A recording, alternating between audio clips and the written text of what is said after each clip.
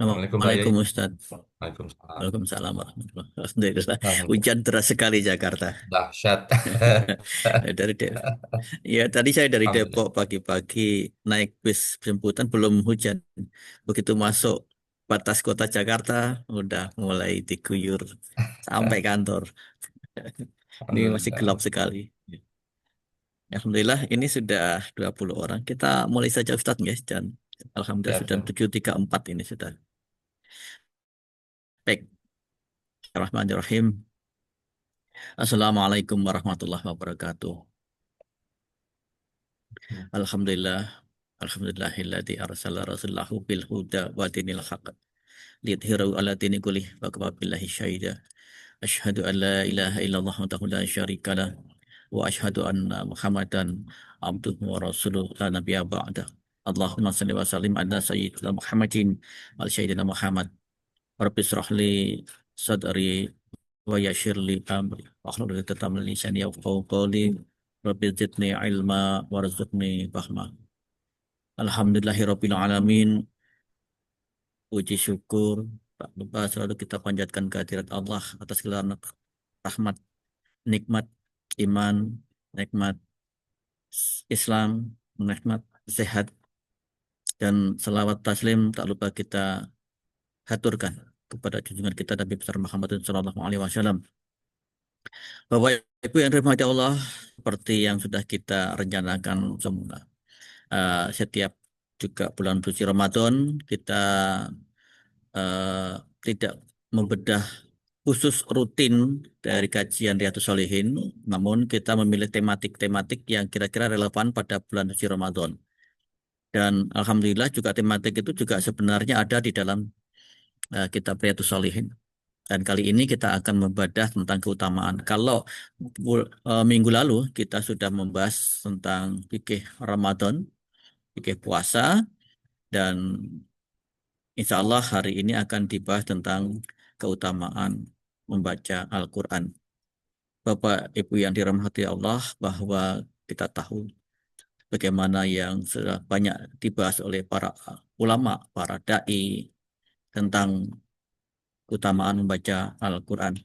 Bahwa di dalam aktivitas membaca Al-Quran, terutama di bulan Ramadan itu memiliki keistimewaan, lipat gandakan amal yang dilakukan di bulan Ramadan, termasuk membaca Al-Quran itu juga dilipat gandakan. Dan satu hal yang istimewa dari Quran ini adalah memberikan syafaat. Jadi kepada pembacanya syafaat ini akan diberikan nanti ketika hari kiamat. Bahkan ada dua surat di dalam Al-Quran ya Ustadz ya, Al-Baqarah dan Al-Imran ini. Ini nanti akan menaungi para pembacanya ketika di padang mahsyar di hari kiamat nanti. Betapa panasnya karena matahari didekatkan pada ubun-ubun kita, sekitar 2 mil jaraknya. Tapi kita akan bisa berpayung, apakah dia semacam awan atau mendung. Itu yang digambarkan di dalam beberapa kitab dan juga kata beberapa ulama. Bahwa surah Al-Baqarah dan Al-Imran ini akan sebagai payung untuk melindungi pembacanya. Nah, ini satu keistimewaan dan syafaat Quran secara menyeluruh ini juga sangat luar biasa bagi saksi di hadapan Allah. Bahkan di situ ketika Allah berikan pertanyaan kepada kita, maka yang akan membela adalah Quran sebagai pembelanya. Nah, itu kira-kira Bapak Ibu sekalian. Nah, kali ini kita akan membaca tentang keutamaan membaca Quran dan insya Allah kita nanti akan diskusi selanjutnya bagaimana kita menerapkan. Membaca dalam hal ini adalah punya arti umum, bukan hanya membaca secara fisik saja, bagaimana mengamalkan dan juga melaksanakan yang isi kandungan yang di dalam Al-Quran ini. Ini juga termasuk kategori orang yang membaca, yang belajar gitu. Jadi ketika puasa itu puasa berkata ketika sebagai saksi bahwa ya Rob aku telah menahannya dari makna dari makan dan syahwat Itu kata puasa. Tetapi kata Quran, aku telah menahannya dari tidur di malam hari. Nah, ini juga ada bagaimana Ustaz kalau Anda kata membacanya itu di siang hari, apakah tidak mendapatkan pembelaan? Ini nanti kita juga diskusikan. Karena memang hadisnya disebutkan di sini, aku telah menahannya dari tidur di malam hari. Nah, kalau siang berarti kan dia tidak tidur nih. Jadi nggak ada pembelaan dari Al-Quran gitu. Ini kita diskusikan, kita dalami lebih lanjut. Baik, Ustadz, kami persilakan untuk memulai kajian pada hari ini tentang keutamaan membaca Al-Quran. Kami persilakan. Terima kasih Pak Yai. Bismillahirrahmanirrahim. Assalamualaikum warahmatullahi wabarakatuh. Alhamdulillahi rabbil alamin. Alhamdulillahil wahidil qahhar. Al-azizil ghaffar. Mukawwiril laili ala nahar. Tadhkiratan liulil qulubi wal absar. Wa tabsiratan lidawil albabi wal i'tibar. الذي أيقظ من خلقه من اصطفاه فزهدهم في هذه الدار وشغلهم بمراقبته وإدامة الأفكار وملازمة الاتعاظ والادكار ووفقهم للدؤوب في طاعته والتأهب لدار القرار والحذر مما يسخطه ويوجب دار البوار والمحافظة على ذلك مع تغاير الأحوال والأطوار. الحمد لله القائل: شهر رمضان الذي أنزل فيه القرآن هدى للناس وبينات من الهدى والفرقان فمن شهد منكم الشهر فليصم. والصلاة والسلام على نبينا محمد وعلى آله وأصحابه ومن سار على نهجه إلى يوم الدين. أما بعد، رب اشرح لي صدري ويسر لي أمري واحلل عقدة من لساني يفقه قولي. سبحانك لا علم لنا إلا ما علمتنا إنك أنت العليم الحكيم ولا حول ولا قوة إلا بالله العلي العظيم. يقول الله تعالى في كتابه العزيز: يرفع الله الذين آمنوا منكم والذين أوتوا العلم درجات. وقال النبي صلى الله عليه وسلم: ومن سلك طريقا يلتمس فيه علما سهل الله له به طريقا إلى الجنة. صدق الله العظيم وصدق رسوله النبي الحبيب الكريم. Ma'asyiral muslimin wal muslimat, sahabat sehat Kementerian Kesehatan Republik Indonesia yang dimuliakan Allah Subhanahu wa taala. Alhamdulillah wa syukurillah, pada hari ini, hari pertama bulan suci Ramadan 1447 Hijriah, bertepatan 19 Februari 2026, Allah Subhanahu wa taala masih memberikan nikmat dan karunia-Nya mengijabah doa kita yang selama bulan Rajab, bulan Sya'ban lalu kita senantiasa berdoa, Allah barik, Allahumma barik lana fi Rajab wa Sya'ban wa ballighna Ramadan. Ya Allah, berkahilah kami dalam bulan Rajab dan Sya'ban dan sampaikanlah kami pada bulan Ramadan, dan Allah ijabah doa itu sehingga kita masih dapat menikmati Ramadan di tahun ini. Ini merupakan sebuah karunia yang sangat besar yang Allah Subhanahu wa taala berikan kepada kita semuanya. Dan patut ketika kita mendapatkan karunia-Nya, patut kita untuk mensyukuri atas segala nikmat-nikmatnya. Alhamdulillahirabbil alamin. Sebagai bentuk rasa syukur kita pada Allah Subhanahu wa taala, kita tambah dengan kita talabul ilm, menuntut ilmu. Kita tambah ilmu kita, pemahaman kita dari kajian-kajian yang biasa kita lakukan setiap Kamis. Kita perdalam kembali, yang mana pada tahun ini kita akan mengambil kajian tematik dari sumber yang sama, Kitab Riyadhus Shalihin, tapi dengan tema atau judul terkait dengan ibadah-ibadah yang bisa kita optimalkan di bulan suci Ramadan. Di antara ibadah tersebut adalah membaca Al-Quran. Membaca Al-Quran tertera dalam kitab Riyadhus Shalihin bab 180. Di dalam kitab tersebut, memang Al-Imam An-Nawawi tidak menyebutkan ayat-ayat suci Al-Quran, tapi langsung membahas hadis Rasul, dan ini jumlahnya lumayan banyak, ada 11 hadis. Kita tidak baca semuanya, hanya sekedar eh, lewat dan mengambil intisari dari masing-masing hadis tersebut. Hadis yang pertama terkait dengan perintah membaca Al-Quran. Hadis Abu Umamah dari riwayat Muslim, Allah Subhanahu wa taala memerintahkan kita membaca Al-Quran. Iqra'ul Quran, bacalah Al-Quran. Karena Al-Quran itu akan datang pada hari kiamat nanti memberikan syafaat kepada pembacanya dan yang mengamalkannya.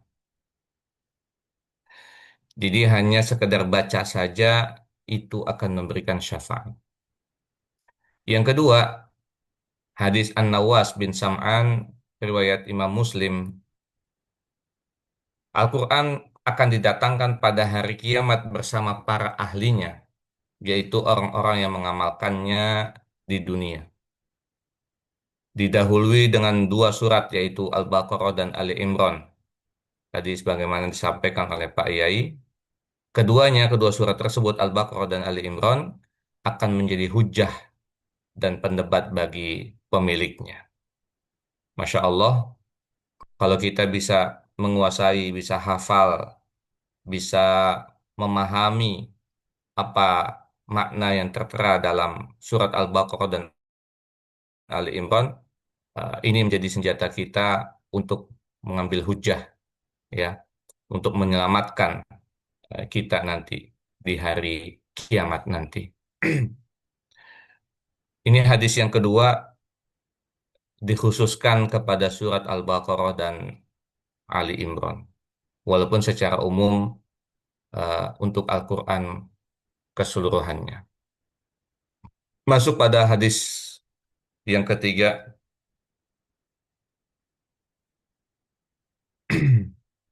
hadis riwayat Al-Bukhari dari sahabat Utsman bin Affan, khairukum man ta'allama al-Qur'ana wa 'allamah.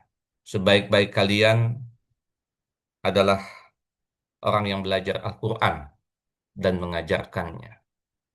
Jadi model interaksi dengan Al-Quran itu bukan hanya sekedar baca, tetapi belajar Al-Quran. Ya, Alhamdulillah, pada pekan yang lalu sudah diumumkan kita ada belajar tajwid, belajar membaca surat Al-Fatihah secara benar.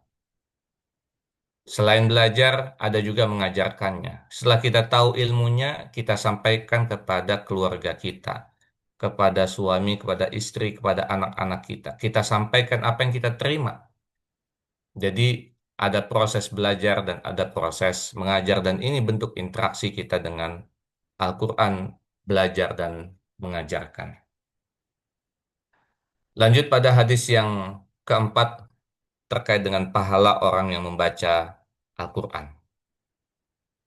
Alladzi yaqra'ul Quran, orang yang baca Quran dan dia mahir, maka dia bersama dengan malaikat yang mulia dan bakti.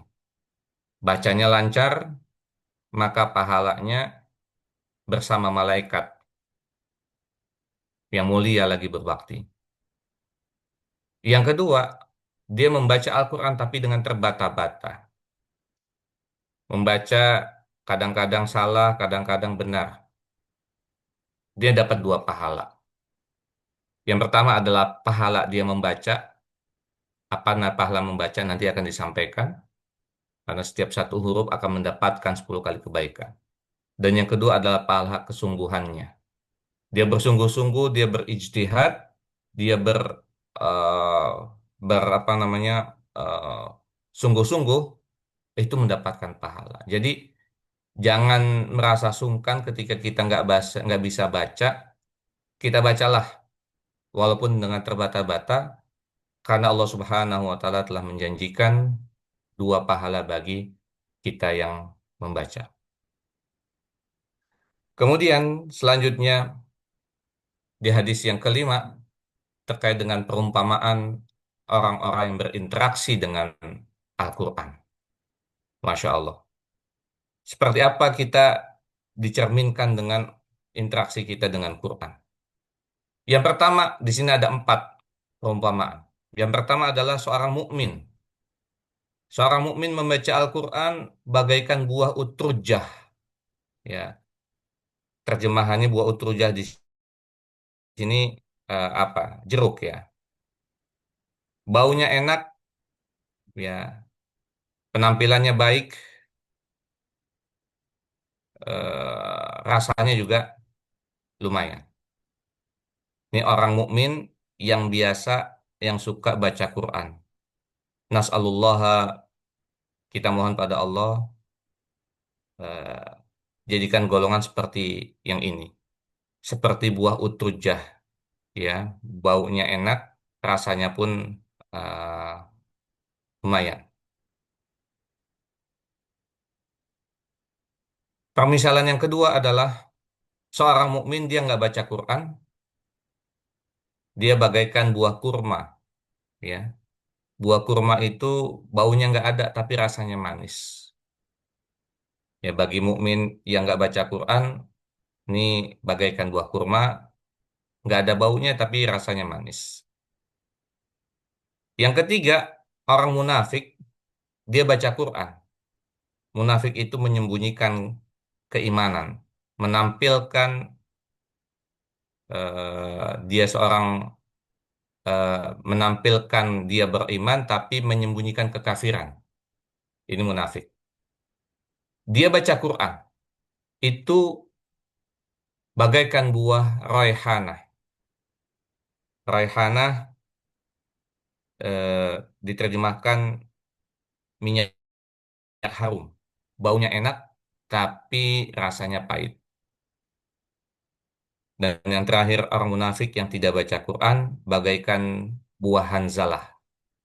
Ya, buah hanzalah nggak diterjemahkan di sini, udah nggak ada baunya, rasanya pun pahit. Nah, inilah permisalan Rasulullah SAW dalam hadisnya, siapa saja yang berinteraksi dengan Al-Quran. Kita mohon pada Allah semoga kita seperti yang diumpamakan di golongan yang pertama, seorang mukmin yang gemar dan suka membaca Al-Quran seperti buah utrujah, buah yang punya penampilan baik, baunya enak, rasanya juga lumayan. Sahabat sehat yang dimuliakan Allah Subhanahu wa taala, memang agak panjang tentang interaksi dengan Al-Quran. Mudah-mudahan kita bisa eh, menguasainya dan menjalankannya dengan sebaik-baiknya. Hadis yang keenam selanjutnya adalah terkait dengan kemuliaan dan kehinaan orang yang berinteraksi dengan Al-Quran. Allah Subhanahu wa Ta'ala memuliakan orang yang membacanya, orang yang memahaminya, orang yang menghafalnya, dan orang yang mengamalkannya. Sebaliknya, Allah Subhanahu wa Ta'ala menghinakan orang yang meremehkannya dan berpaling darinya. Ini merupakan riwayat Imam Muslim dari sahabat Umar bin Khattab radhiyallahu anhu. Sesungguhnya Allah mengangkat derajat orang-orang yang eh, dengan Alkitab ini, dengan Al-Quran ini, orang yang beriman dan merendahkan derajat orang-orang yang lain dengan sebab Al-Quran ini. Nah, penjelasannya tadi, seseorang yang membacanya, memahaminya, menghafalnya, mengamalkannya, ini Allah Subhanahu wa Ta'ala akan naikkan derajat, akan muliakan mereka. Sebaliknya, dengan Al-Quran, orang-orang yang menghinakan akan terhina oleh Allah Subhanahu wa Ta'ala dengan sebab dia menurunkan atau menghinakan Al-Quran dalam dia berinteraksi dengannya dengan cara dia berpaling dari Al-Quran. Sahabat sehat yang dimuliakan Allah Subhanahu wa Ta'ala. Dengan Al-Quran, Allah Subhanahu wa Ta'ala dapat memuliakan dan dapat juga menghinakan. Ketika seseorang memuliakan Al-Quran, maka Allah akan memuliakannya. Ketika seseorang menghinakan Quran, menjauh darinya, maka Al-Quran akan jauh darinya dan Allah akan merendahkan orang tersebut. Kita bisa lihat ketika ada sekelompok orang yang ya berusaha membakar Al-Quran, tiba-tiba dirinya terbakar. Ada orang yang menginjak-injak Al-Quran, tiba-tiba kakinya pincang. Allah Subhanahu wa Ta'ala akan membalas dan menghinakan mereka, orang-orang yang menghina Al-Quran. Lanjut pada hadis yang ketujuh dari 11 hadis terkait dengan dua sifat iri yang diperbolehkan, yaitu yang pertama, seorang yang diberikan oleh Allah karunia Al-Quran, lalu dia beramal dengannya, membaca dan taat sepanjang siang dan malam, maka kita boleh iri dengan orang yang demikian. Begitu juga dengan orang yang Allah berikan karunia harta, kemudian dia berinfak sepanjang siang dan malam, maka kita juga boleh iri kepada orang tersebut. Memang sifat iri kita dilarang. Kita nggak boleh iri. Kita nggak boleh iri itu apa namanya nikmat orang kita pengen seperti Hai, yang dia dapatkan. itu datang juga. Tapi itu dikecualikan. La hasada illa fitnatain. Lu udah baca WA Dikecualikan gue belum? dengan tadi orang yang Allah berikan Al-Quran dan Allah orang berikan harta dan dia menjadikan Al-Quran itu eh, baca setiap malam, setiap hari. Nah, tadi Pak Yai menyampaikan eh, yang mendapatkan syafaat kalau orang yang puasa di siang hari dia malahan lapar dan yang membaca Al-Quran di malam hari dia menjaga supaya dia tidak tidur. Padahal ibadah Al-Quran itu ibadah siang dan malam. Ya, berdasarkan pada hadis ini. Fahuwa yakumu bihi ana al-laili wa ana fanahar wa ana an-nahar. Termasuk juga infak. Itu ibadah siang dan ibadah malam. Artinya setiap hari kita infak siang, ada infak malam. Ya. Nah ini eh, dan ketika ada orang yang kita lihat begitu, ya tiap hari, tiap siang, tiap malam dia baca Quran, tiap siang dia, tiap malam dia berinfak, bersedekah. Nah di sini ada pengecualian. Kita boleh iri dengan orang-orang kayak gitu. Kita mohon pada Allah Subhanahu wa Ta'ala supaya kita bisa menjadi ahlul Quran dan jadi ahlu al-infaq. Selanjutnya pada hadis yang kedelapan terkait dengan Al-Quran, memberikan ketenangan bagi orang yang membaca dan mendengarkannya. Hadis kedelapan, Allah Subhanahu wa Ta'ala akan memberikan ketenangan bagi orang yang membaca dan mendengarkan Al-Quran. Bunyinya, Kana rajulun yaqra'u surat al-Kahf wa indahu farasun marmut marbutun bisyattanain.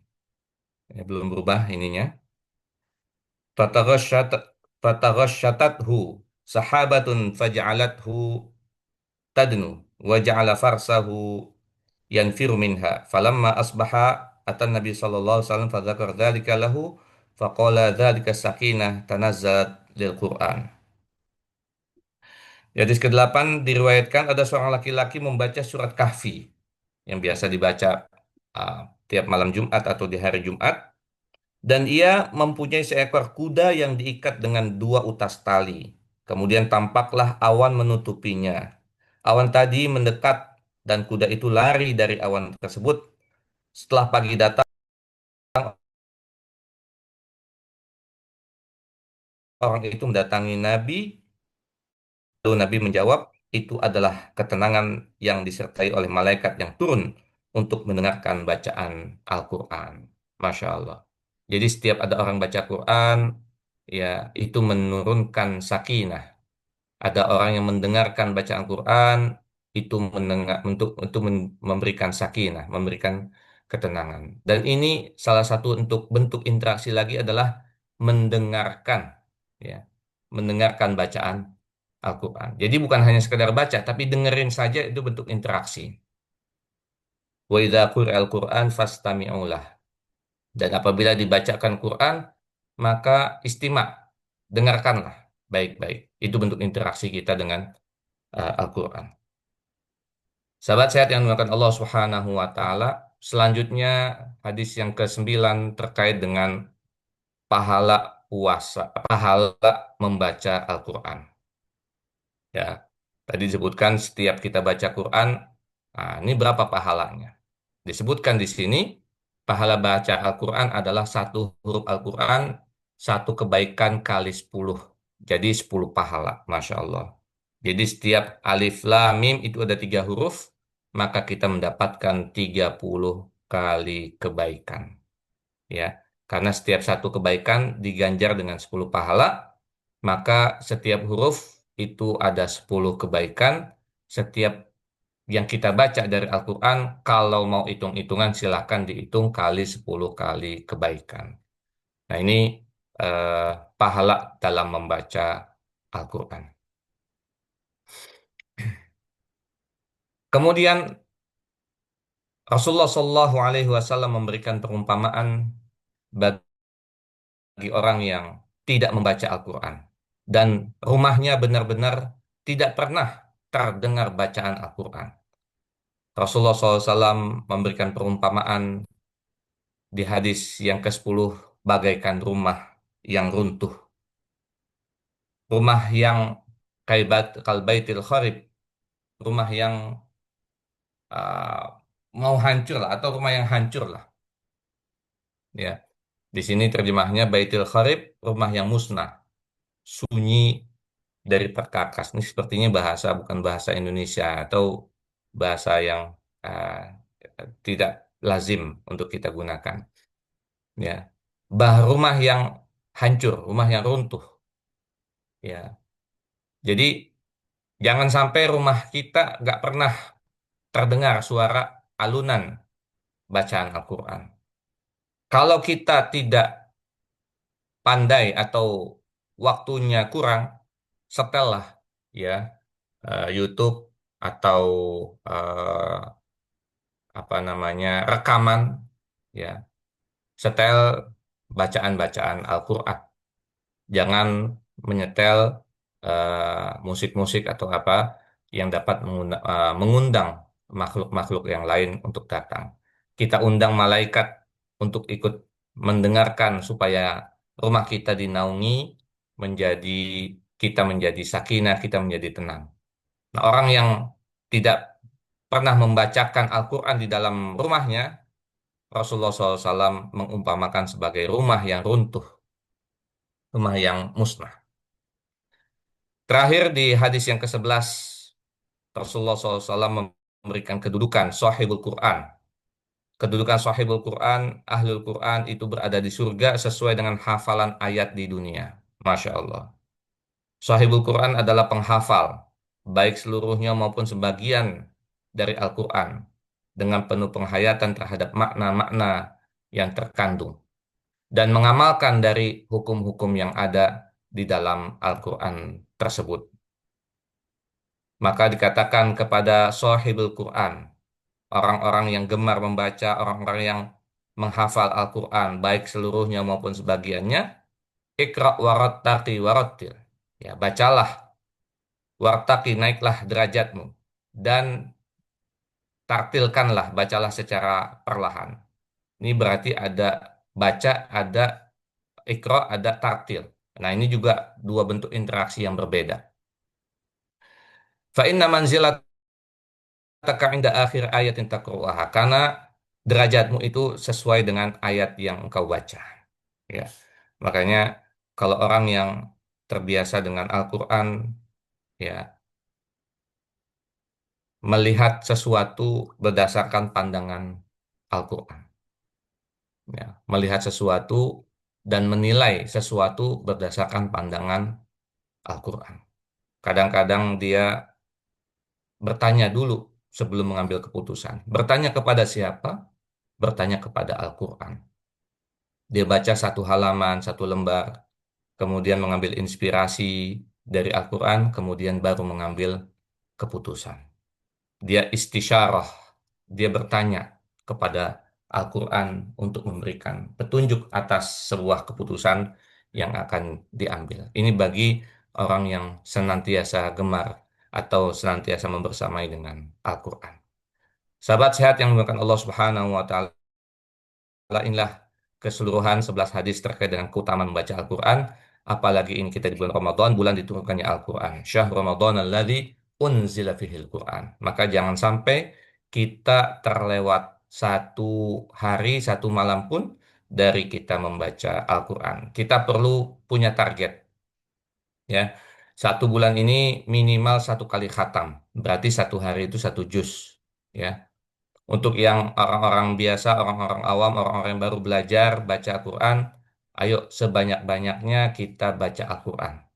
Tapi bagi orang yang sudah mahir, orang yang sudah hafal, tentunya jangan sampai satu juz. Kalau bisa, jangan sampai cuma sekali khatam, tapi kalau bisa dua kali, tiga kali khatam, bahkan bisa sampai 10 kali khatam. Ada orang yang karena sudah biasa, bisa kali 10 kali khatam. Ya, para ulama kita terdahulu ada sebuah riwayat atau sebuah cerita yang pernah dikisahkan oleh guru-guru kami itu sampai bisa 60 kali khatam. Ya, berarti satu hari itu dua kali khatam. Masya Allah. Jadi seakan-akan waktunya itu memang hanya untuk Quran. Demikian untuk terkait dengan keutamaan membaca Al-Quran. Yang kedua, terkait dengan bab 213 tentang anjuran melakukan qiyam Ramadan, yaitu salat tarawih. Sebagai mukaddimah, ya, penulis Al-Imam An-Nawawi juga tidak menyebutkan ayat Al-Quran, tapi langsung pada hadis Rasulullah SAW. Hanya ada dua hadis yang disebutkan di bab 213 ini tentang qiyam Ramadan atau yang kita bisa sebut dengan tarawih. Yang pertama adalah man qama Ramadhana, barang siapa yang mendirikan qiyam Ramadan dengan penuh keimanan dan pengharapan, maka akan diampuni dosa-dosanya oleh Allah Subhanahu wa taala. Maka jangan sampai kita terlewatkan untuk kita qiyam Ramadan, salat tarawih di setiap malam-malam Ramadan. Nah, kalau qiyam Ramadan ini hanya malam, hanya ibadah malam, nggak ada ibadah siang. Beda tadi dengan infak dan membaca Al-Quran. Adapun hukum menjalankan qiyam Ramadan adalah sunnah, bukan wajib. Sebagaimana disebutkan di dalam hadis yang kedua, Rasulullah Shallallahu Alaihi Wasallam. Karena Rasulullah yarghabu fi qiyam Ramadan min ghairi an ya'murahum fihi bi'azimah. Fayaqulu man qama Ramadana imanan wa ihtisaban, ghufira lahu ma taqaddama min dzambih. Adalah Rasulullah SAW biasa memberi semangat untuk Qiyamul Lail pada bulan Ramadan, tapi tidak memerintahkan mereka dengan ketat. Ini artinya adalah sunnah. Walaupun hukumnya sunnah, tapi spesial, istimewa. Kenapa? Karena hanya ada di bulan Ramadan. Kalau kita pengen Qiyam Terawih di malam kedua bulan Syawal, ya mungkin kita akan ditertawakan oleh masyarakat. Kenapa? Karena itu ada khusus di bulan suci Ramadan, di malam-malam Ramadan.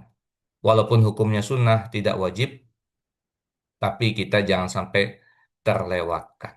Pahalanya tadi, Allah Subhanahu wa taala akan ampuni dosa-dosanya ma taqaddama min dzambih yang telah lalu. Sedikit menambahkan terkait dengan sejarah pelaksanaan Qiyam Ramadan. Rasulullah Shallallahu Alaihi Wasallam, ya, dalam sejarahnya hanya mengerjakan 3 malam saja di masjid. Mengapa 3 malam saja di masjid? Karena khawatir jika dikerjakan setiap malam di masjid dan dilihat oleh para sahabat akan turun kewajiban terkait dengan qiyam Ramadan. Padahal di siang harinya kita sudah diwajibkan untuk puasa, khawatir malamnya diwajibkan juga untuk qiyam Ramadan. Makanya Rasulullah hanya terlihat 3 malam saja di masjid, tapi di rumah setelah 3 malam Rasulullah SAW melanjutkan qiyam Ramadan di rumah.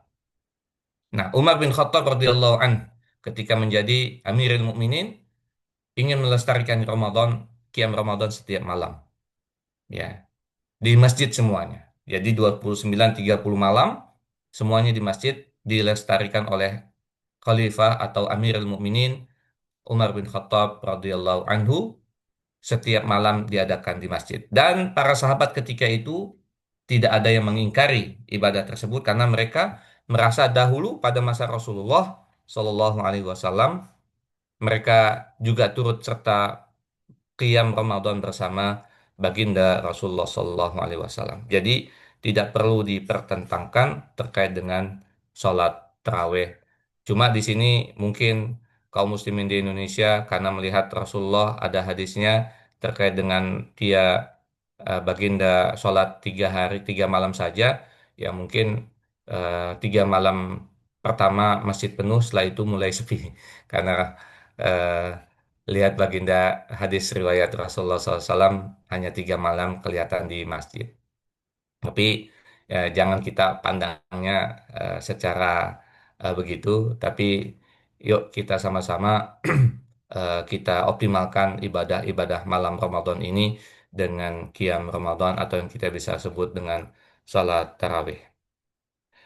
Sahabat sehat yang melakukan Allah Subhanahu wa taala, lanjut pada bab yang ke-221.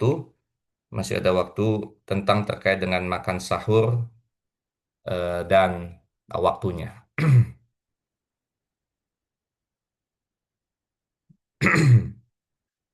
Bab 221 terkait dengan makan sahur. Rasulullah Shallallahu Alaihi Wasallam hanya menyebutkan hadis tanpa ayat Al-Quran. Ada 4 hadis yang dibahas di sini. Yang pertama adalah perintah kita untuk makan sahur. Ya, kenapa Rasulullah SAW memerintahkan kita untuk makan sahur? Jawabannya sederhana, karena dalam makan sahur itu terdapat berkah. Ya, bukannya kita ingin sebagai pengganti makan sarapan, makan pagi, gitu ya.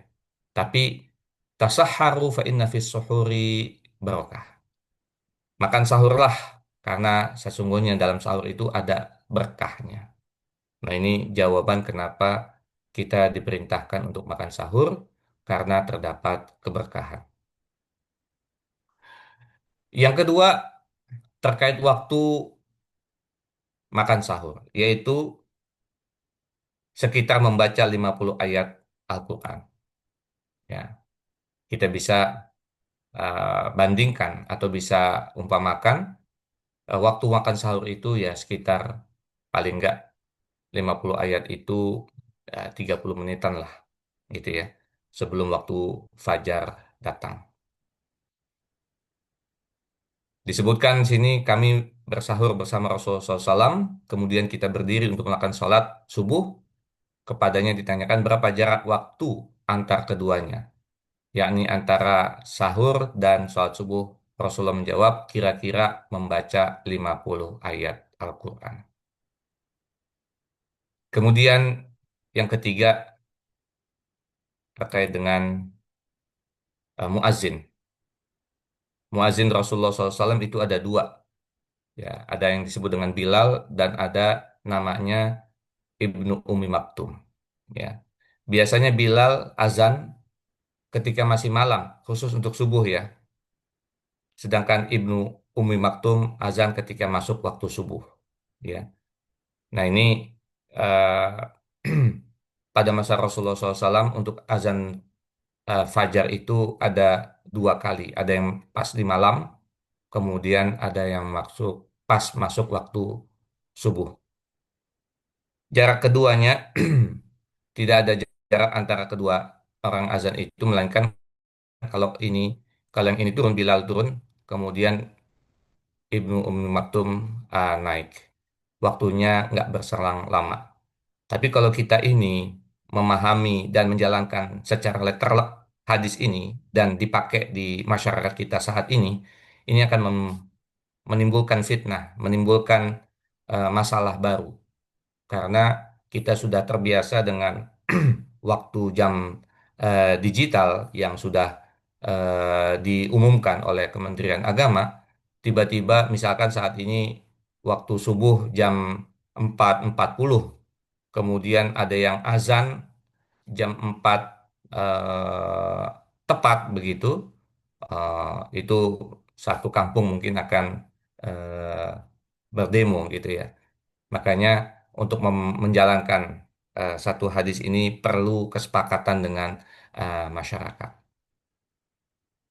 Termasuk juga yang keempat, perbedaan antara puasa orang-orang Muslim dan puasanya ahli kitab adalah terletak pada makan sahur. Kenapa tadi diminta kita untuk makan sahur sebagai pembeda antara puasanya orang Muslim dan puasanya ahlul kitab. Ahlul kitab juga diwajibkan mereka berpuasa, sebagaimana ayat yang biasa kita baca, kama kutiba 'alal ladzina min qablikum. Mereka juga diwajibkan puasa. Yang membedakan puasa mereka dan puasanya orang-orang beriman adalah terletak pada makan sahur. Faslu ma baina siyamini wa siyami ahli kitab aklatus sahar. Sahabat sehat yang menggunakan Allah Subhanahu wa taala, terakhir bab tentang buka puasa. Jadi dimulai dengan makan sahur dan ditutup dengan buka puasa. Ada 7 hadis, lumayan banyak, waktu masih ada, tapi akan saya persingkat untuk kita bisa lebih banyak diskusi. Yang pertama terkait dengan menyegarkan berbuka puasa itu mengikuti sunnah. Tapi perlu wanti-wanti, jangan sampai karena ada perintah segera berbuka, kita berbuka sebelum waktunya. Itu membatalkan puasa. Misalkan, saat ini waktu maghrib jam berapa ya? Biasanya apal nih, karena hari pertama belum apal. Jam 6 lewat apa? 15 ya sekarang saat ini, atau jam 6 lewat 20. Taruhlah jam 6 lewat 15. Tiba-tiba kita buka puasa karena ada perintah segera buka puasa, jam 6 lewat 10 kita udah buka 5 menit sebelumnya. Nah, itu membatalkan kita puasa pada hari tersebut. Jadi maksudnya menyegerakan berbuka bila sudah tiba masuk waktu terbenam matahari waktu maghrib, maka segeralah berbuka dengan kita membatalkan kurma ataupun seteguk air. Jangan ditunda-tunda. Hadis yang kedua adalah contoh sahabat yang mengikuti Rasulullah SAW dalam menyegerakan berbuka puasa, yaitu sahabat Abdullah bin Mas'ud. Disiriwayatkan dalam hadis tersebut, ya, saya dan Masruk masuk ke tempat Aisyah radhiyallahu anha, ya, istri Rasul. Lalu Masruk berkata kepadanya, ada 2 orang laki-laki dari sahabat Rasulullah SAW tidak melalaikan kebaikan, yang seorang menyegerakan maghrib berbuka, sedangkan yang lainnya mengakhirkan maghrib dan berbuka. Aisyah lalu bertanya, siapakah yang menyegerakan maghrib dan berbuka? Masuk menjawab, yaitu Abdullah bin Mas'ud. Aisyah radhiyallahu anha berkata, demikian itulah yang dilakukan oleh Rasulullah SAW. Dia menyegerakan untuk berbuka. Ya, itu adalah uh, perumpamaan contoh sahabat yang mengikuti Rasulullah SAW dalam menyegerakan berbuka puasa. Yang ketiga terkait dengan hadis qudsi. Disebutkan adalah orang yang menyegerakan berbuka puasa itu akan mendapatkan cinta Allah Subhanahu wa taala. Hadis riwayat Tirmizi dari Abu Hurairah, ini adalah hadis qudsi. Qala Allah azza wa jalla ahabbu ibadi ilayya a'jaluhum fitran. Ya, yang paling aku cintai di antara hamba-hambaku adalah yang segera berbuka puasa. Ya, Masya Allah. Ini mendapatkan cinta Allah Subhanahu wa Ta'ala. Kemudian hadis yang keempat, penentuan waktu berbuka puasa adalah tenggelamnya matahari dari barat. Ya, ini menjadi ketentuan. Idza aqbala lailu min hahuna wa adbara naharu min hahuna wa gharabatis syamsu faqad aftara shaim. Ya, apabila malam telah menghadap, ya, ini datang dari sebelah ini, sebelah timur, dan siang telah berlalu dari sebelah barat, juga matahari telah terbenam, maka benar-benar sudah masuk waktu orang berbuka puasa. Jadi ketika benar kalau kita disebut dengan beduk maghrib, ya kita langsung berbuka puasa. Segerakan berbuka puasa. Hadis yang kelima terkait dengan segera berbuka puasa ketika sudah masuk awal waktu terbenam matahari. Ini mengambil pelajaran dari kisah safar Rasulullah SAW dari para sahabat. Langsung dieksekusi oleh para sahabat Rasulullah SAW ketika mereka berbuka puasa walaupun dalam kondisi mereka safar. Nah, artinya mereka safar juga dalam kondisi puasa. Hadis yang keenam terkait dengan sunnah dari makanan berbuka puasa adalah kurma dan atau air. Ya, kalau ada kurma, sunnahnya kita berbuka puasa dengan kurma, atau kalau nggak ada, kita ganti dengan air. Karena itu sebagai pembersih sisa-sisa makanan yang ada di dalam perut. Ya. Terakhir, menu berbuka puasa Rasulullah SAW sebelum melaksanakan sholat maghrib adalah kurma muda atau disebut dengan rutop. Jika tidak ada, maka kurma setengah matang atau disebut dengan tumair. Jika tidak ada, maka beliau berbuka puasa dengan beberapa teguk air. Nah, ini menu buka puasanya Rasulullah SAW. Nggak ada bakwan, nggak ada gorengan, dan nggak ada yang lainnya. Wallahu a'lam bishawab. Demikian, mudah-mudahan bermanfaat. Masih ada 10 menit kita untuk bisa berdiskusi. Demikian, wallahu muwafiq ila aqwamit thoriq. Assalamualaikum warahmatullahi taala wabarakatuh. Waalaikumsalam. Waalaikumsalam warahmatullahi wabarakatuh. Alhamdulillah, terima kasih Richard penjelasan. Ada 4 hal tadi yang sudah dibacakan bersama tentang berbagai hadis yang mendasari. Yang pertama, keutamaan membaca Quran. Kemudian yang kedua, soal qiyamul lail. Jadi perintah untuk qiyamul lail itu yang istimewa, tidak ada dilaksanakan di hari lain kecuali bulan puasa, yaitu taraweh. Kemudian mensegerakan berbuka. Mohon maaf, sahur, tentang keutamaan keberkahnya keberkahan sahur. Dan kemudian yang keempat tadi adalah menyegerakan berbuka. Nah, sudah kita dengarkan bersama untuk hadis yang sudah disampaikan Ustaz Salman. Dan Alhamdulillah, silakan Bapak Ibu sekalian bisa ada yang bila ada yang ini bertanya. Alhamdulillah, di chat Zoom ini sudah ada yang bertanya. Saya coba bacakan Ustaz. Izin bertanya Ustaz. Bagaimana menjaga istiqomah membaca Al-Quran saat futur hadir? Saat futur hadir. Mohon izin futur, aku kok kurang paham ya. Futur itu apa ya? Ya, Futur itu apa futur ya? itu masa malas, Pak Yai. Oh, gitu. Ya, ya. Ketika malas hadir gitu. Ya. Ya, itu. Ya, wallahu alam. Monggo, Jadi, silakan sambil nunggu eh, pertanyaan yang lain. ya, jadi memang apa namanya eh, setiap setiap rasa semangat ya itu pasti ada rasa masa malasnya, ada waktu malasnya itu. Setiap jadi memang sudah menjadi apa namanya idiom ya. Nggak mungkin orang selalu semangat. Itu pasti ada waktu dia malas. Nah, sebaik-baik eh, masa malas itu adalah tetap menjalankan sunnah Rasul. Jadi kadang-kadang orang azimahnya tinggi, jadi semangat gitu ya. Contoh misalkan eh, bulan Ramadan, selain dia sholat tarawih yang eh, bagi seseorang itu eh, karena hanya ada di malam Ramadan, dia tetap melakukan, tapi dia tambah dengan tahajud gitu. Nah, ditambah dengan tahajud. Tahajudnya nggak tanggung-tanggung, 8 rakaat gitu ya. Semangat, kuat gitu. Tapi ada satu masa dia mulai eh, turun. Ya, itulah masa fatrah, futur. Nah, di masa fatrah inilah ya, nggak mungkin 8, ya nggak apa-apa 2 gitu.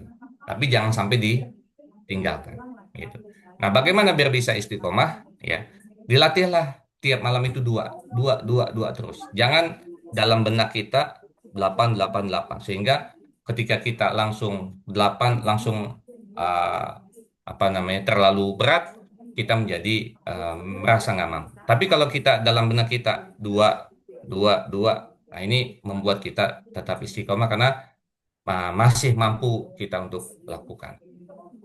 Ini tips yang pertama. Yang kedua tentu senantiasa kita berdoa memohon pada Allah Subhanahu wa taala agar senantiasa membimbing kita untuk bisa kita melaksanakan berbagai macam amal ibadah khususnya di bulan Ramadan ini. Wallahu a'lam. Alhamdulillah, terima kasih Ustaz. Ini saya pengalaman ini tukar pikiran saja, tukar apa namanya, pengalaman saja. Nggih. Saya juga setiap hari itu mobilisasi kantor. Dan kemudian ada memang timbul kebosanan. Ah, saya capek nih, kalau capek gitu. Tapi gini, makna membaca Quran, kalau betul dinikmatin, kemudian diupayakan untuk seindah mungkin lagunya. Menurut kita, menurut tidak harus sesuai dengan seh yang ada di Arab lagunya bagus-bagus, suaranya merdu-merdu. Tidak, tapi seindah menurut kita. Insya Allah akan masuk dalam hati. Merasakan bagaimana manisnya kenikmatan membaca Quran itu harus kita dapatkan lebih dulu. Karena apa? Tidak perlu banyak dulu, tapi menikmati ayat demi ayat, kemudian memahami secara data tidak harus artinya, tetapi menikmati bacaan yang benar itu akan sangat membuat kita menjadi lebih jatuh hati. Itu nomor satu itu. Kemudian yang kedua adalah ini praktek ya, tidak perlu dalil maksud saya. Saya membacanya ketika berangkat kantor, Ustaz. Nah, ketika dulu saya awali masih sering naik kereta ya, itu 30 menit. Alhamdulillah, targetnya nggak muluk-muluk 2 halaman dulu. Atau paling tidak 50 ayat seperti disunahkan. Lama-lama bertambah, ingin nambah lagi. Terus kemudian terakhir-terakhir saat ini saya itu targetnya hanya 3 halaman saja, paling sedikit. Ternyata bisa, alhamdulillah, satu surah. Al-Baqarah itu alhamdulillah bisa dibaca dalam 2 hari. Nah, ini dalam perjalanan kondisi santai. Kalau orang katakan bahwa saya sibuk nggak sempat, tinggal ngatur waktu sebenarnya, bukan soal sibuk atau sempat, niatnya mau atau tidak. Nah, itu. Dan alhamdulillah saya melakukannya seperti itu dan saya tidak merasa ada beban sama sekali. Justru ada kenikmatan yang luar biasa yang saya pribadi rasakan. Dan alhamdulillah bukan ingin niat niat apa namanya riak nggih. Kami menyampaikan pengalaman ini untuk tukar pikiran, untuk eh, mencoba pengalaman-pengalaman yang seperti yang saya lakukan. Setiap tahun alhamdulillah saya bisa menyelesaikan 3 sampai 4 kali khatam dan itu dalam kondisi tidak terburu-buru, dalam kondisi alhamdulillah dalam kondisi istilahnya santai. Menyesuaikan selang-selang waktu. Jadi malah tidak saya tidak pernah membaca pada waktu jam kerja, tidak pernah. Jadi ketika berangkat kantor ikut jemputan, alhamdulillah bisa dapatkan 1 surah, 2 surah sekarang ini. Kalau dulu 1 halaman, 2 halaman, dan ketika menikmati dengan baik, insya Allah bisa. Nah, itu kebosanan itu bisa kita kikis dengan bagaimana kita sudah menyatu hati kita dalam dengan Quran. Insya Allah dengan demikian tumbuh. Demikian Ustaz tadi tambahannya sedikit Barakallah, saja. Dan barakallah. ini ada pertanyaan ya, dari eh, Sekretariat BPKK Suta. Assalamualaikum. Ana mau bertanya sebenarnya untuk niat puasa dan sahur haruskah diucapkan seperti yang diajarkan dari dulu? Ini dari dulu yang mana nih? Kemudian jika Ana buka puasa pakai kurma sukari, tidak apa-apakah? Nah, maksud kurma sukari itu hanya merek ya. Kemudian lalu setelah azan segera berbuka dan segera sholat dahulu atau makan berat lalu sholat maghrib dulu. Artinya berbuka terus kemudian sholat dahulu atau makan berat dulu baru sholat begitu. Ini masih bimbang Ustadz. Ini hanya teknik pelaksanaan ya. Kemudian yang ketiga itu adalah dari Bu Eka Satriani dari Pusdatin. Assalamualaikum Ustadz. Mau bertanya, bagaimana cara menjaga semangat ibadah Ramadan bagi wanita? Bagaimana cara menjaga semangat ibadah Ramadan bagi wanita? Biasanya di awal-awal tuh semangat, kemudian setelah di hari-hari akhir berhalangan ada haid dan lain-lain, membangun membangun semangatnya lagi agak sedikit susah setelah mungkin masa haid tadi itu ya, jadi sedikit kendor gitu gara-gara ada haid gitu mungkin. Ini mohon penjelasan atau mungkin ada trik-trik lain gitu. Matur Ya, suwun Ustadz. Bismillah. Eh, untuk niat puasa, ya kalau tadi malam saya menyampaikan di masjid itu, memang kita kalau untuk niat puasa itu dilakukan di malam hari, tapi itu niyah, ya. Khusus bulan Ramadan itu niatnya di malam hari, artinya sebelum waktu fajar datang, pas lagi sahur juga boleh, atau malam ketika setelah taraweh atau sholat isya juga boleh. Terkait dengan niat puasa untuk puasa Ramadan. Jadi tiap malam itu ada niatnya. Tapi tadi malam khawatir ada orang yang terlupa atau lewat, maka kita sampaikan kepada jamaah untuk niat puasa 1 bulan penuh. Ya, jadi tadi malam kita ajarkan, kita sampaikan kepada masyarakat di masjid untuk niat puasa 1 bulan penuh. Khawatir eh, di malam-malam berikutnya karena kecapean atau apa lupa niat gitu. Bangun-bangun udah nggak sahur lagi, udah masuk fajar, jadi nggak sempat sahur. Tadi malam lupa niat, nah itu bisa diwakili di niat yang pertama di malam pertama. Sahur begitu pula dengan sahur ya kalau misalnya lupa malamnya waktu sahur itu masih disebut dengan malam. Ya, apakah harus diucapkan? Intinya niat itu di dalam hati ya. Diucapkan itu untuk sekedar membantu. Namanya niat itu dalam hati, ibadah hati. Jika buka puasa pakai kurma sukari, tidak apa-apakah ya? Ya, kurma apa aja yang ada. Kalau saya di rumah kurmanya saat ini ada yang kasih kurma mejol ya, majhul, majhul Palestina. Yang mau boleh.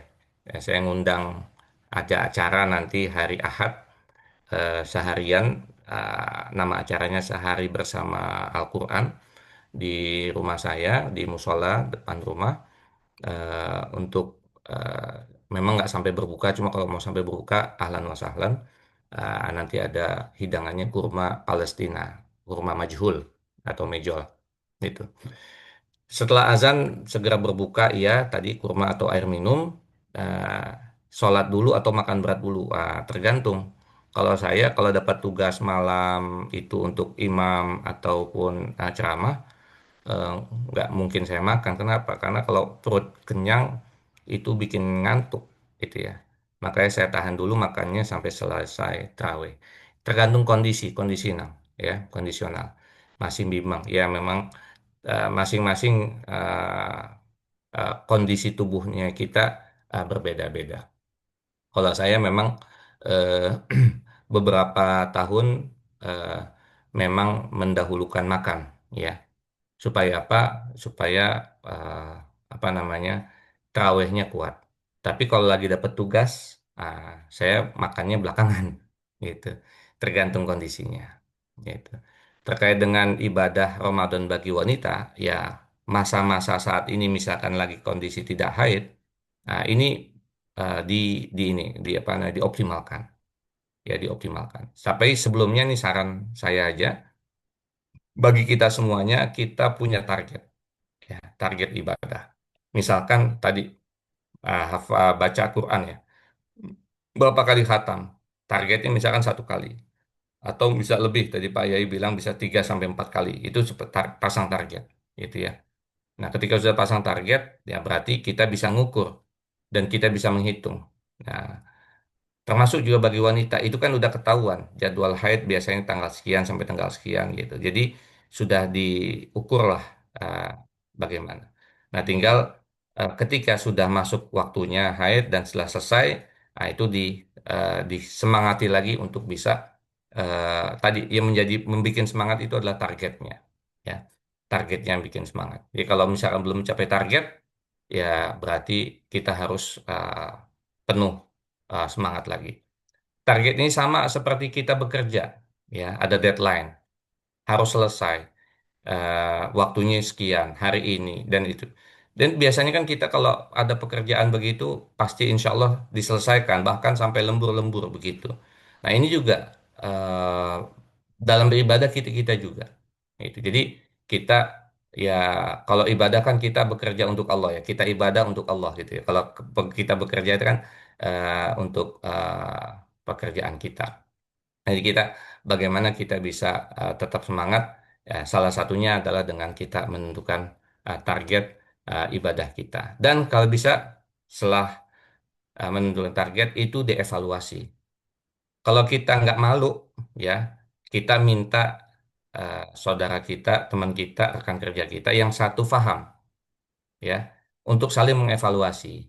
Kita berikan dia target kita, terus tolong dievaluasi, tolong ditanyakan bagaimana, udah sampai belum. Begitu pula dia, gitu. Jadi ada timbal baliknya untuk saling evaluasi. Karena dievaluasi itu eh, bisa meningkatkan semangat. Kayak saya ini, pagi-pagi tadi udah ada yang meminta laporan. Udah sampai jus berapa gitu.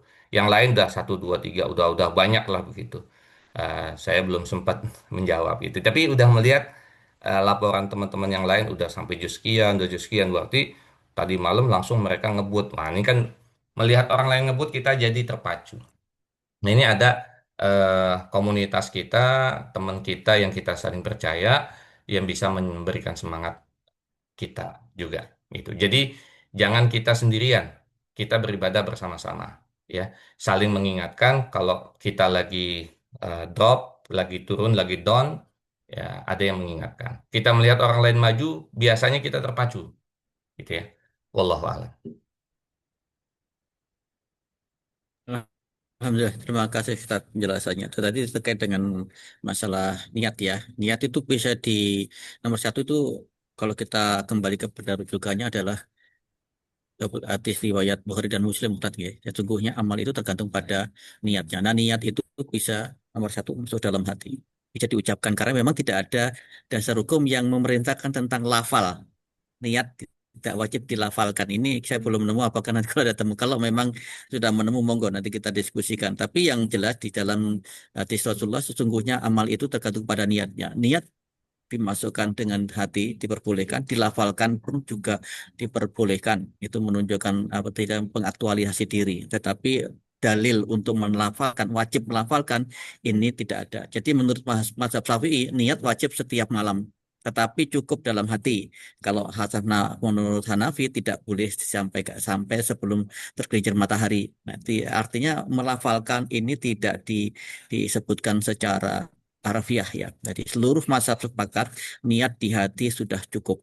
Ya, seluruh mazhab mengatakan seperti itu. Nah, itu Bapak Ibu yang dirahmati Allah. Kemudian dulu mana mungkin kira-kira. Jadi mendahulukan berbuka itu sunnah.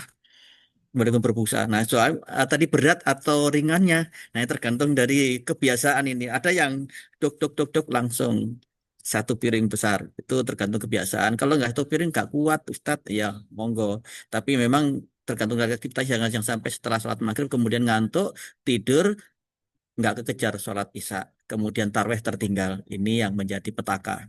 Jadi apa dari sisi kesehatan yang baik itu mengenalkan ketika perut kosong kenalkan dengan air atau karbohidrat terutama yang polisakaridanya rendah itu bentuk-bentuk kurma seperti ini sehingga tidak menyusahkan perut untuk mengadaptasi kekosongan tadi. Ya, dipancing dengan itu. Jadi sunahnya di sini Rasulullah katakan berbukalah dengan kurma yang basah. Jika tidak ada cari kurma yang kering. Bila tidak ada juga maka air. Ini hadis riwayat Abu Dawud yang mengatakan seperti itu. Sehingga ini bisa dilakukan. Kalau tidak ada air. Nah ini cukup seperti itu nomor satu kan. Setelah itu sholat. Ya. Itu sholat. Jadi sholatnya jangan di terakhir sampai sholatnya harus mendekati Isya gitu. Ustaz, wah ini juga namanya juga membabak belurkan diri. Istilahnya ada manajemennya. Ya kalau memang biasanya harus makan besar dulu, monggo silakan. Tetapi jangan terlalu lama karena takut nanti malah menggugurkan kewajiban sholat maghribnya. Akhirnya tertinggal akan malah jatuh berdosa. Itu kira-kira tambahan saya Ustadz yang berkaitan dengan tadi. Masih ada tiga pertanyaan lagi Ustadz. Ustadz, ini di apa termute apa di mute. Pak Yai sedikit guyon aja Pak Yai. Tadi Nggih. disebutkan eh, makan kurma untuk berbuka puasa itu sunnah gitu. Wah, itu langsung diguyonin. Berarti yang wajib gorengan gitu Pak ya. Nggih, wajib gorengan. Kalau di Jakarta itu ternyata tidak ada apa namanya kurma ya Ustaz. Jadi gorengan semua yang numpuk Itu dia. gitu. Jadi wajib wajib nggih. Kalau kurma Baik, sunnah. ini ada lanjutan lagi Ustaz. Nggih. Ada dari Mbak Widi di Oh, tentang tadi sudah jelaskan tentang haid ya. Jadi ini memang kalau ditanyakan kepada Ustaz Salman, beliau tidak mengalami haid. Jadi mungkin Ustazah yang bisa menjelaskan lebih tepatnya gitu. Mbak Bu Widi ini menyanyikan Assalamualaikum Ustadz bila taraweh bagi wanita di rumah saja atau di masjid. Abdulnya nggih, lebih baik di mana Ustaz, karena bila di masjid saya tidak fokus. Jadi ketenangan tadi sudah dikatakan tadi ya. Jadi kalau hari pertama Rasulullah contohkan itu di masjid, berikutnya Rasulullah lebih banyak di rumah. Tapi nanti akan dijelaskan Ustaz Salman. Kemudian dari Pak Muhammad Pujianto, PKK Semarang. Assalamualaikum Ustaz. Izin bertanya, bacaan zikir apa yang bisa diamalkan selama bulan Ramadan? Bacaan zikir singkat tetapi timbangannya berat, membuat lebih lebih dekat dengan Allah secara Quran. Nah, kemudian berikutnya lagi adalah dari hamba Allah. Assalamualaikum Ustaz, apakah pahala membaca Al-Quran menggunakan Al-Quran digital, maksudnya dari HP, sama dengan menggunakan mushaf pahalanya? Gitu. Mohon penjelasan Ustaz. Ya, Bismillahirrahmanirrahim. Ya, memang bagi wanita untuk sholat di masjid itu eh, kalau tidak menimbulkan fitnah itu dipersilahkan. Tapi kalau menimbulkan fitnah itu jangan. Diharapkan afdolnya di rumah. Ya, bagi wanita, bagi perempuan. Maksudnya menimbulkan fitnah apa? Ya, dia datang ke masjid ya nyari-nyari lah gitu ya. Apalagi yang masih gadis, masih perawan, nyari-nyari ngedate lah begitu janjian. Nah itu menimbulkan fitnah. Lebih baik di rumah gitu ya. Apalagi tadi kalau di masjid nggak fokus. Kenapa masjid? Supaya menambah tadi semangat ya. Kadang-kadang kita ini ibadah nih masih ngeliat-ngeliat orang lain ya. Kalau orang lain semangat, kita semangat gitu. Tapi untuk ibadah perempuan memang diutamakan di rumah. Kalau mau ke masjid silahkan aja, asal tadi tidak menimbulkan fitnah. Tapi kalau misalkan kita ingin mendidik anak-anak kita ya, kalau ada anak laki-laki, yuk kita sama-sama ajak anaknya untuk ke masjid, kita juga ke masjid. Ini untuk mendidik anak, itu ya. Jadi kondisional, tergantung kondisinya. Terkait dengan bacaan zikir ya, ya ini memang kita pengennya zikirnya pendek, singkat, tapi timbangannya berat ya. Jadi amalannya semua zikir silahkan, tapi memang yang paling utama kita berzikir yang ada dalam hadis Rasulullah, kita membaca Subhanallah walhamdulillah ya. Itu Subhanallah walhamdulillah wala ilaha illallah wa akbar sebanyak-banyaknya ya. Kalau di bulan-bulan yang lain kita misalkan 100, nah di bulan Ramadan ini ya 300 lah gitu atau lebih lebih sebanyak-banyaknya. Ya, ada la ilaha illallah, ada subhanallah, ada alhamdulillah, ada la ilaha illallah, Allahu akbar. Empat zikir ini kita bisa biasakan. Begitu. Eh, Selain dari zikir-zikir yang lain, salawat ya, salawat Allahumma sholli ala Muhammad juga juga diperbanyak ya. Sesuai dari kalimat thayyibah tadi dan salawat. Dan juga jangan lupa istighfar ya. Kayak pendek-pendek singkat-singkat tapi perbanyak ya astagfirullah astagfirullah. Yang biasanya 100 ya di bulan Ramadan ini ditingkatkan 300 atau 500 atau 1000 juga bisa nggak masalah. Dan ingat zikir yang biasa kita baca ini di setiap tempat ya kayak macam sekarang eh, Bapak Ibu sedang mendengarkan. Telinganya mendengar tapi lisannya bisa berzikir sambil istighfar ya. Kayak macam baca la ilaha illallah itu kan tanpa menggerakkan bibir. Ya, kita baca la ilaha illallah itu bibir kita nggak bergerak. Ya, itu udah menjadi pakemnya begitu. Tapi walaupun bibir nggak bergerak, ucapan la ilaha illallah kepada orang sakaratul maut dia su'ul khotimah sangat berat. Nauzubillah min zalik. Kemudian terkait dengan pahala membaca Al-Quran menggunakan Quran digital. Ini kan kalau pahala baca Qurannya oke nggak masalah. Apa namanya nggak ada bedanya. Karena yang di ini kan adalah baca Al-Qurannya, bukan megang mushafnya. Tapi tentunya dengan kalau memegang mushaf, ya, megang mushaf itu ada adab-adabnya. Ada adab-adabnya. Di antaranya ada dalam kondisi berwudu, begitu. Dan memegang mushafnya sendiri adalah berpahala, gitu ya. Berbeda dengan menggunakan HP, megang HP kadang-kadang pas lagi kita baca Quran ada yang pesan masuk ya kita pindah gitu ya. Nah, ini berbeda. Tapi kalau pahala bacanya yang dilihat ada pahala membacanya ya. Tapi ketika orang memegang mushaf ya itu ada pahala tersendiri. Dalam kondisi dia berwudu, bersuci itu memiliki pahala sendiri. Wallahu a'lam bishawab. Alhamdulillah, terima kasih Ustaz penjelasannya. Ya, betul apa yang dikatakan Ustaz tadi, membaca Quran digital maupun mushaf, membaca loh ya, itu pahalanya sama besarnya. Hanya perbedaannya kalau memegang mushaf itu ada juga pahalanya tersendiri, ada plusnya gitu. Sedikit yang paling dekat eh, tentang zikir gitu. Ada zikir yang paling mau dipilih banyak sekali zikir. Tapi ada beberapa kategori zikir. Pertama adalah zikir yang paling cintai oleh Allah apa sih?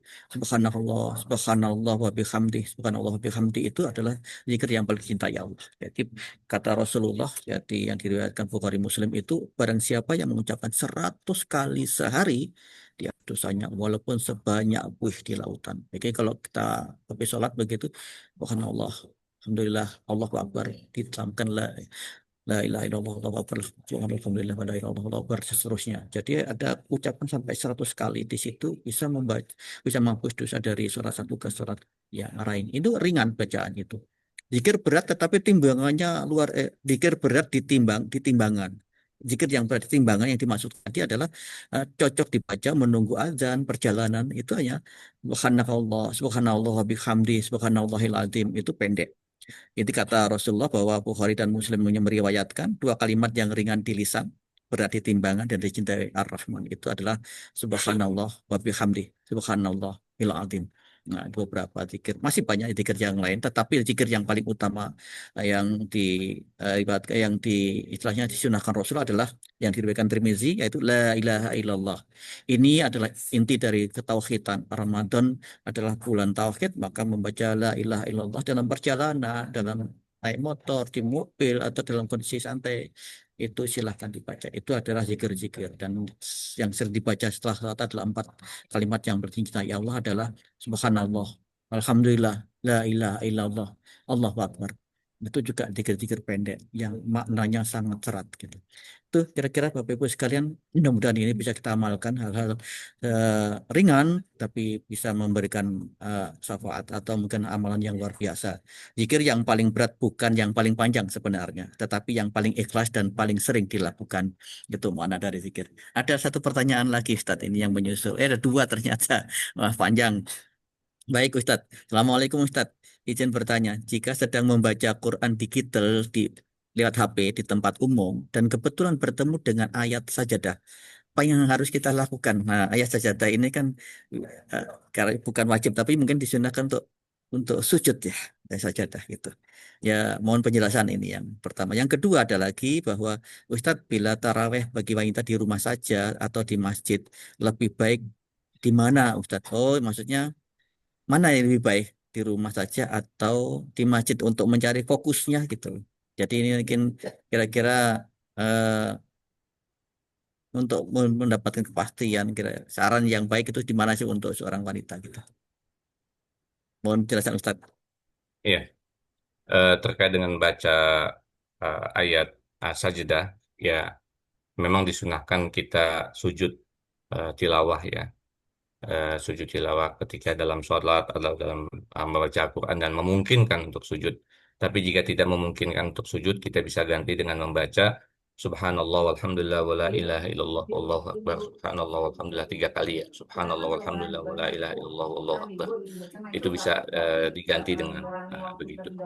Terkait dengan pertanyaan tadi kan itu pertanyaan yang sudah disampaikan di atas, tapi ada iniannya di bawah. Apakah tiap hari di bulan Ramadan ada kajian kembali? Nah, ini panitianya yang menjawab, insya Allah ya, Pak Yai. Insya Allah. Demikian Pak Yai. Baik, terima kasih Ustaz. Yang pertama kalau ada kajian, insya Allah selalu. Jadi setiap Kamis kita tetap kajian, setiap Kamis baik itu bulan Ramadan maupun bulan biasa atau minggu biasa. Ini kami akan upayakan tetap konsisten bila ada satu istilahnya halangan nanti akan kami umumkan. Tetapi di tiap Kamis, baik itu bulan Ramadan maupun di luar Ramadan, kami tetap kajian. Hanya temanya kita bedakan. Ketika bulan Ramadan, itu kita fokus pada fikih-fikih yang berkaitan ke Ramadanan kita, jadi pun puasa, sehingga puasa kita lebih terarah, terbimbing dengan baik. Jadi untuk di luar itu kita akan membahas tentang Riyadhus Shalihin yang saat ini sudah baru mencapai apa bab ke-42, 43. Insya Allah nanti kita akan lanjutkan. Demikian kira-kira. Jadi tiap Ramadan akan ada. Dan kemudian nanti setelah ini akan saya umumkan jadwal yang ada di masjid maupun yang juga nanti akan kita umumkan jadwal tentang pelaksanaan tahsin Quran yang akan membedah tentang surat Al-Fatihah. Baik, ada lagi nggak ya ini pertanyaannya? Baik, tidak ada. Saya kira yang tadi dikatakan tentang HP, saya kira itu sudah dijelaskan tadi dengan doanya yang sudah disampaikan. Kalau memang itu sunnah sifatnya, ya tidak wajib harus sujud, apalagi di tempat umum gitu. Nah, itu bisa dilaksanakan juga. Saya kira demikian Bapak Ibu sekalian. Sebelum saya lihat, oh membaca subhanallah walhamdulillah wala ilaha illallah Allahu akbar. Ini Ustaz gitu. Jadi Ya. kalau kita tidak bisa sujud sajadah gitu pas ketika kita membaca Quran dalam sujud sajadah. Dan saya ingatkan Bapak Ibu sekalian, jangan merasa terbebani dengan membaca Quran, dan pengalaman saya yang saya lakukan sangat-sangat nyaman sekali. Jadi satu dua ayat lakukan dengan menurut kita enak begitu, dan akhirnya kita mencintai ayat demi ayat, bahkan akhirnya surat demi surat, dan itu sangat lancar. Awalnya saya juga kalau kita jeda waktu kita tinggalkan 2 bulan aja nggak membaca, itu membaca lagi sudah tertatih-tatih. Tapi ketika setiap hari membaca, Masya Allah, seakan-akan saya hafal. Jadi mau kecepatan berapa saja itu bisa lagi diukur kemauan saya. Saya hari capek, ya saya pelan-pelan. Tapi ketika hari ini lagi senangnya hati, Alhamdulillah, kecepatannya luar biasa. Tapi hati-hati dengan kecepatan, nanti tadaburnya hilang gitu. Jadi jangan sampai nanti tajwidnya juga masalah. Bapak Ibu yang dirahmati Allah, sebelum kita tutup kajian eh, hari ini, saya akan menyampaikan pengumuman yang berkaitan dengan penjelasan. Kedua kalinya saya akan sampaikan pengumuman ini terkait dengan acara Ramadan tentang kajian kita. Nah, saya menegaskan kembali ada beberapa pengumuman nanti dari kemuslimatan juga kalau tidak salah. Mbak Mei kalau punya jadwalnya. Bapak Ibu yang dirahmati Allah, untuk karyawan Kementerian Kesehatan, kita akan ada pertemuan luring tahsin Quran.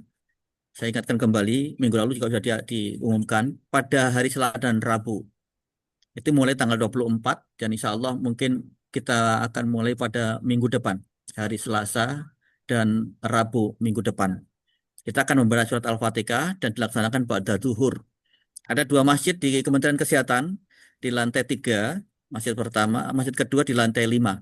Dan semuanya dibimbing para ustadz dan imam yang ada di masjid itu. Jadi ada Ustadz Raden Soekarno nanti di lantai 5, Ustadz Rahmaji di lantai 3. Bagi yang berkeinginan untuk hadir luring, dipersilahkan. Tidak harus di Kementerian Kesehatan saja, umpamanya di sekitar Jabodetabek sini, oh menyempatkan diri, monggo. Pada duhur kami tunggu. Kita akan membaca bersama-sama, memahami tentang bagaimana membaca Al-Fatihah. Kenapa kami ambil surat Al-Fatihah? Ini adalah sangat fundamental, Bapak Ibu sekalian. Ini bacaan yang wajib dalam sholat kita. Jangan sampai kita membacanya salah, maka kesempurnaan sholat kita pun juga akan bahkan mungkin keabsahan ya. Jadi kemudian untuk yang kedua, pertemuan daring. Nah, dari teman-teman yang daring saat ini, kita akan memulai kajian tahsin ini pada tanggal 27 Februari, insya Allah Jumat minggu depan, dan kita akan laksanakan selama 3 kali pertemuan.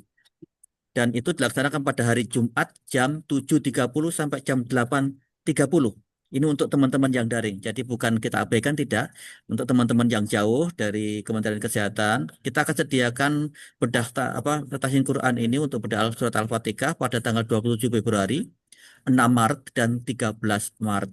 3 kali pertemuan ini ditargetkan insya Allah selesai untuk membedah surat Al-Fatihah, yang walaupun kita tidak sampai dalam ya, karena untuk beberapa pengalaman Bapak Ibu sekalian cukup lama. Kalau memang kita tartil, benar-benar tartil, itu waktunya cukup panjang. Dan dilakukan online. Untuk linknya kami akan siapkan dan kita akan share ke grup ini.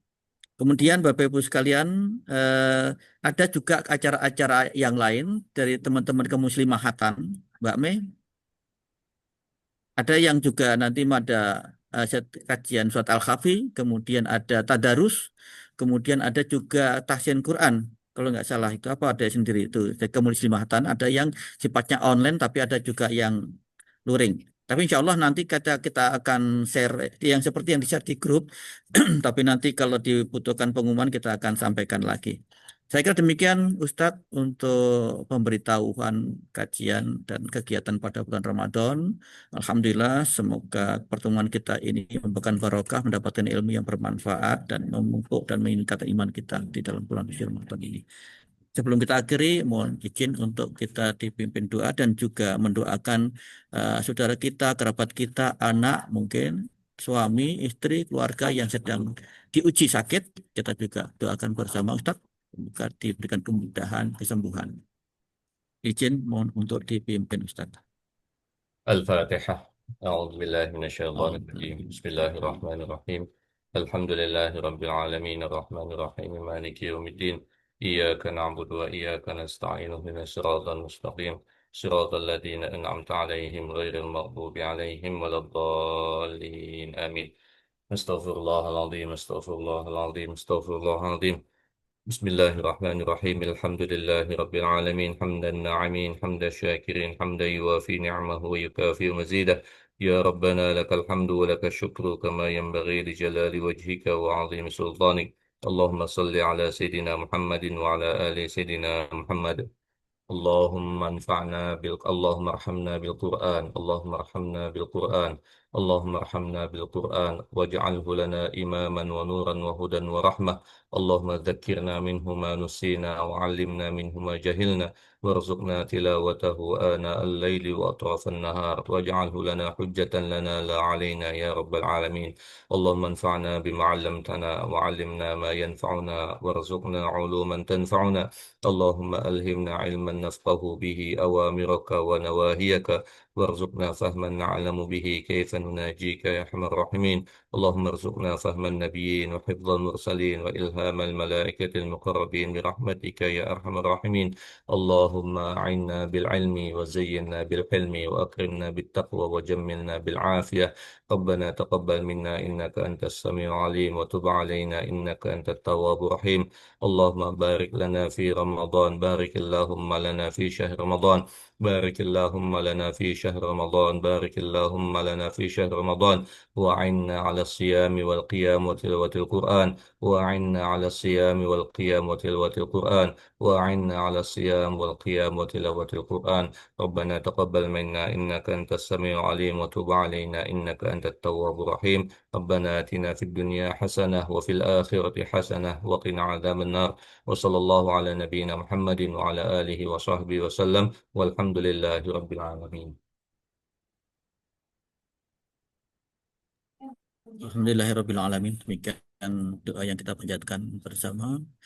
Semoga doa kita dijabah, insya Allah dijabah oleh Allah SWT.